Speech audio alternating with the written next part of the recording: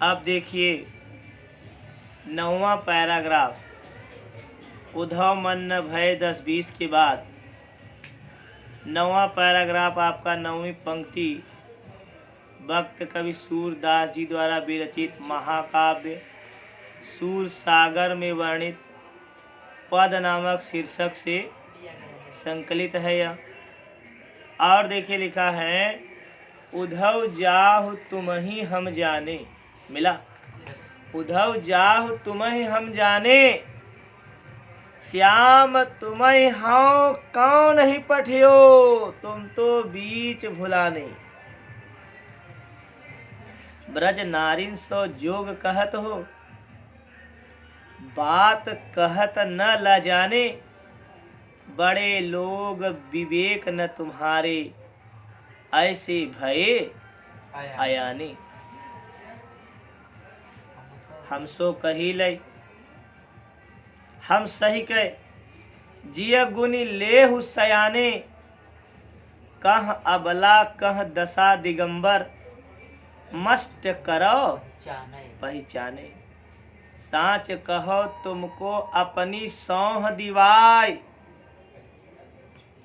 बूझती बात निदाने, श्याम तुम्हि हाँ कौन नहीं पठियो, तुम तो बीच भुलाने। पढ़ लेंगे हाँ।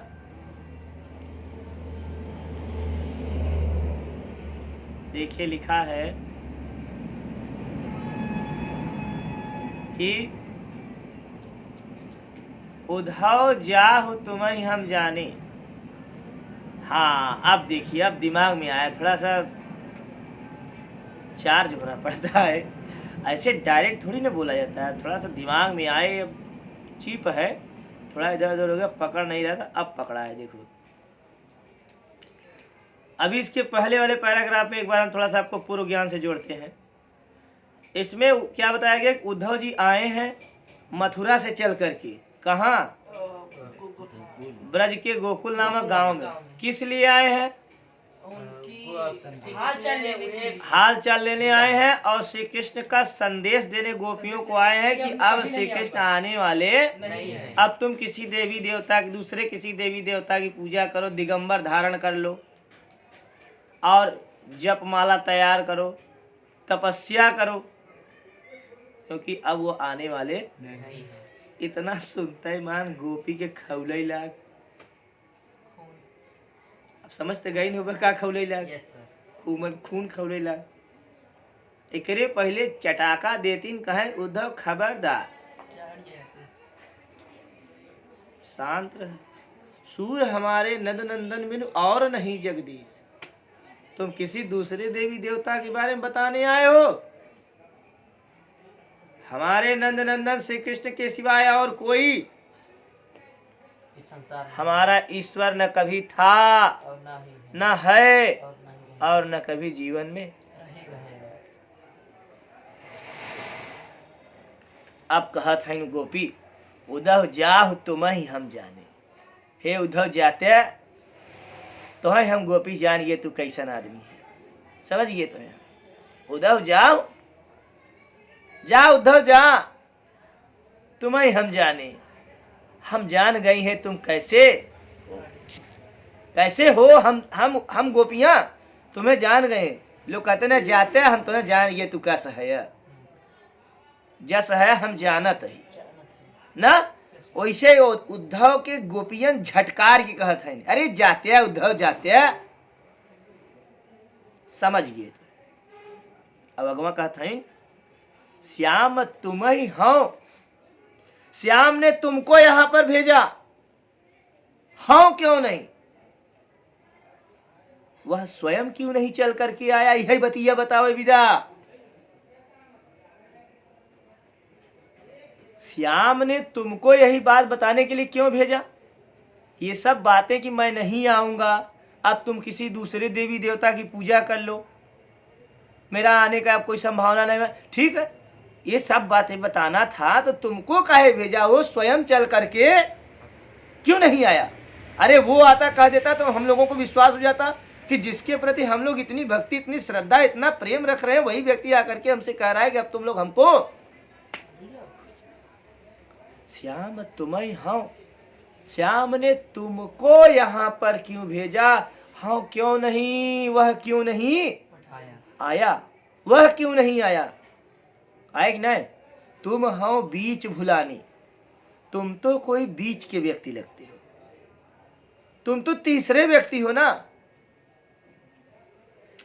अरे भाई हमार केहू झगड़ा भाव है, हम कह दिया जा, दूसरे से कह दिया जा तनी उनसे कह दे कि शादी ब्याह है चला ही, तो कहे तो हाँ यो कहे भेजें, वो खुद आए होते हमसे कहते तो हम चल दे, अब तो पक्का बना जा भाई, मरता है हम मरत है खाए भी जा, सम्मान की बात आएगी ना।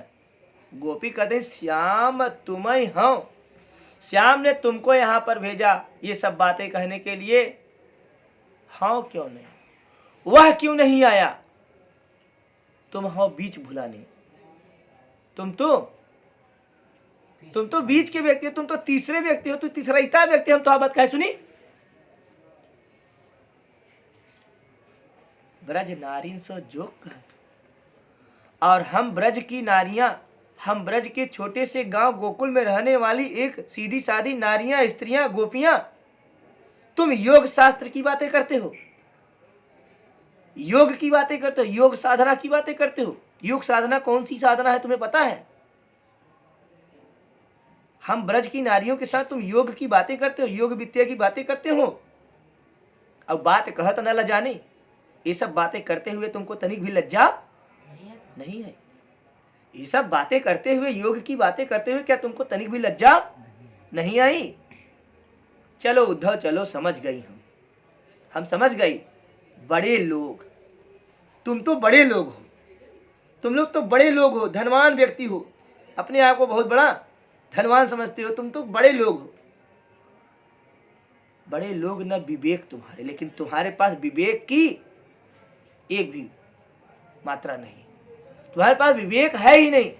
बुद्धि विवेक, विवेक मतलब ज्ञान, तुम्हारे पास ज्ञान ही नहीं। बड़े लोग तो हो गए हो, तुम लोग बड़े लोग हो, लेकिन तुम्हारे अंदर ज्ञान की कोई भावना नहीं। ऐसे भय अयानी मिला, ऐसे भय अयानी, जो ऐसे तुम अज्ञानी बन करके फिर रहे हो। आ रहा है समझ में नहीं? एक बार पुनः देख लीजिएगा। उद्धव जाओ, तुम्हें हम जाने, हे उद्धव जाओ, हम गोपियां तुम्हें अच्छी तरह से पहचान चुकी हैं। श्याम तुम्हें हो, श्याम ने तुमको यहाँ पर भेजा, वह क्यों नहीं चल करके आया? तुम तो कोई बीच के व्यक्ति हो, तुम तो तीसरे व्यक्ति होते हो, हम तुम्हारी बात सुनने के लिए तैयार नहीं है। और ब्रज नारी सो जोग कहते हो, ब्रज की नारियों के साथ तुम योग शास्त्र की विद्या कहते हो, योग शास्त्र विद्या की बातें करते हो, और ये सब बातें करते हुए क्या तुम्हें तनिक भी लज्जा नहीं आती? जाओ उद्धव जाओ, बड़े लोग हो तुम, तुम्हारे पास विवेक की कोई भावनाएं नहीं है, और ऐसा लगता है मानो तुम्हारे अंदर अज्ञान ही भरा है, तुम अज्ञानी ही हो, जो तुम्हें ऐसी बात करते हुए शर्म नहीं लग रही।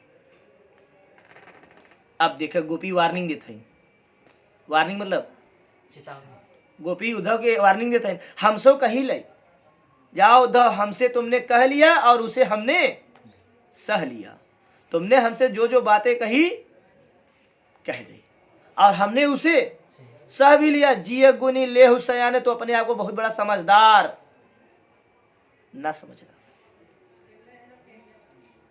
तुमने जो जो बातें कही, तुम श्याम के मित्र हो, तुम मेरे प्रियतम कान्हा के मित्र हो, उस बंसी बजैया के मित्र हो, जिसके कारण जाओ हम तुम्हें। वही कहता ना कि हमसे कही ले, हमसे तुमने जो जो बातें कही हमने उसे सह लिया। तो जिय गुण ले हुसयाने, तो अपने आप को बहुत बड़ा सयाना, अपने आप को बहुत बड़ा समझदार, अपने आप को बहुत बड़ा टैलेंटेड, ये लिखा कि नहीं? अपने आप को बहुत बड़ा समझदार न समझना। हे उद्धव, कह अबला, कहा हम गांव की सीधी सादी अबलाएं, कहा हम गांव की सीधी सादी स्त्रियां, और कह दशा दिगंबर, और कहा वह दिगंबर रूप धारण करना, गेरुआ वस्त्र धारण करना, योग शास्त्र की विद्या को प्राप्त करके गेरुआ वस्त्र धारण करना। हम गांव की छोटी, हम गांव की सीधी सादी स्त्रियां हैं, कर्णफूल पहनने वाली स्त्रियां हैं, पायल पहनने वाली स्त्रियां हैं, चूड़ियां पहनने वाली स्त्रियां हैं, रंग बिरंगी साड़ियां पहनने वाली स्त्रियां हैं, और तुम कहाँ दशा दिगंबर, तुम दिगंबरपन धारण करा रहे हो, एक गेरुआ वस्त्र धारण करा रहे हो। दो ही गेरुआ वस्त्र, दिगंबरों का क्या कार्य होता है? दिगंबर छोड़ो, ये जो है क्या योग साधना करने वाले योगी कौन होता है मालूम है? जो योग साधना में लिप्त रहता है उसके पास केवल दो ही कपड़े होते हैं, एक पहना हुआ होता है और एक डारा पर डालकर सुखवा रहा होता है। अगर उसके पास तीसरा कपड़ा आया तो वो भोगी हो जाता है, योगी। कहाँ अबला, हम कहाँ गांव की सीधी सादी स्त्रियां, श्रृंगार करने वाली स्त्रियां, तुम कहाँ दशा दिगंबर, तुम कहाँ योग साधना की बातें करते हो। हम लोग अपने कर्णफूल को उतार करके रख दें, चूड़ियां निकाल करके रख दें, पायल निकाल करके रख दें, रंग बिरंगी साड़ियां पहनना भूल जाएं, गेरुआ वस्त्र धारण करके उस ऐसे अनजान देवी देवता की पूजा करना प्रारंभ कर जिसे न हमने आज तक कभी देखा है, न सुना है, न कभी जाना है। कहाँ अबला, कहाँ हम गांव की सीधी सादी स्त्रियां, और कहाँ तुम हमको क्या लिखा है, दशा दिगंबर, योग साधना की भावनाओं को बतलाने वाली वेशभूषाओं को धारण कराते हो। मस्ट करो पहचाने, मिला? मस्ट करो, चुप करो, मस्ट करो मतलब चुप करो, चुप हो जाओ, पहचान गई है तुम्हें, तुम कैसे व्यक्ति। रवि आ रहा है, आ रहा है जी। आगे क्या लिखा है, साच कहो, मिला? साच कहो तुमको अपनी सौंह, लिखा है ना, साच कहो तुमको अपनी सौंह। आप देखिए गोपियां कह रही हैं कि हमें सही सही बात का ठीक ठीक उत्तर देना। साच कहो मतलब जो भी हम तुमसे प्रश्न कर रही हैं उस बात का तुम सही सही उत्तर देना। अपनी सौंह दिवा, हम तुम्हें अपनी कसम देती, हम तुम्हें अपनी कसम देते, हम तुम्हें अपनी सौगंध देती हैं, जो भी बात हम तुमसे कहेंगी वो तुम सही सही उत्तर देना। अब बूझती बात निदाने, अंत में हम तुमसे पूछती हैं बताओ, और अंत में हम तुमसे पूछती हैं बताओ कि श्याम जब तुम यहाँ पठे हो, श्याम ने जब तुमको यहाँ पर भेजा था, श्याम ने जब तुमको उस मथुरा नगरी से भेजा था, यहाँ इस ब्रज के छोटे से गोकुल नामक गांव में जब तुमको यहाँ पर भेजा था, तब नए कहो मुस्काने, तो क्या वो तनिक भी मुस्कुराया नहीं था? हे उद्धव, सच सच बताना, जो कुछ भी बातें बोलती हैं एकदम सही सही बताना, तनिक भी इधर उधर मत करना, हम तुम्हें अपनी कसम देती हैं। अंत में सूरदास जी कहते हैं कि गोपियां कहती हैं कि हे उद्धव बताओ, जब श्याम ने तुमको मथुरा नगरी से भेजा था इस ब्रज में आने के लिए और हम लोगों से बात करने की, क्या वो तनिक भी मुस्कुराया नहीं था? बुझती बात निताने मतलब अंत में कहती हैं सही सही बताओ कि श्याम ने जब तुमको मथुरा नगरी से भेजा था इस गोकुल में, तो क्या उस वक्त तनिक भी मुस्कुराया? ये सब बातें बोलते हुए क्या वो तनिक भी मुस्कुराया नहीं था? अगर हाँ, अगर वो मुस्कुराया था तो समझ लो वो तुमसे मजाक में कहा था, जो तुम आकर के उसे बड़ी ही गंभीरता से हम गोपियों से बता रहे, क्योंकि उस कान्हा को जितना तुम जानते हो ना, उससे ज्यादा तो हम जानते हैं। उस कान्हा के साथ तुम खेल करके पढ़ करके बड़े हुए हो कि मैं। अरे कान्हा जब तुमको यहाँ पे भेजा था, क्या वो तनिक भी मुस्कुराया नहीं था? अगर हाँ मुस्कुराया था, तुम कह दो, अगर वो मुस्कुराया था तो समझ लेना कि वह तुमसे केवल और केवल मजाक किया था, मजाक में बातें बोला था, मनोरंजन में आनंद में तुमसे वो बातें बोला था। वो क्या क्या आनंद लेता तुम नहीं जानते, जो तुम आ करके वही बतिया यहाँ पर बड़े ही गंभीरता से सीरियस मोड में कह रहे। जाओ उद्धव जाओ, हम तुम्हें अच्छी तरह से और भली भांति पहचान गई हैं, हाथ जोड़ती हैं। जा भाई उद्धव, यहाँ से निकल जा, तू निकल जा, ले तब लगे ही लागे हुए आ जाएगा। सरल है ना? इसका संदर्भ क्या बनेगा? प्रस्तुत पद्यावतरण भक्त कवि सूरदास जी द्वारा विरचित महाकाव्य सूर सागर में वर्णित पद नामक शीर्षक से लिया गया। क्लियर? इसमें इसका प्रसंग क्या बन जाएगा? प्रस्तुत पद्यांश में गोपियां उद्धव से कहती हैं कि हे उद्धव, हमारे तुम्हारे मतलब कि हम तुम्हारे निर्गुण ब्रह्म की उपासना को मानने के लिए तैयार नहीं है। तुम अपने निर्गुण उपासना को यहाँ से लेकर के जाओ। हम कृष्ण के रस में आज भी अभिलाषी हैं, कल थी और हमेशा रहेंगे। जाओ भैया। क्लियर? दोहरा लीजिए। आज के लिए इतना ही।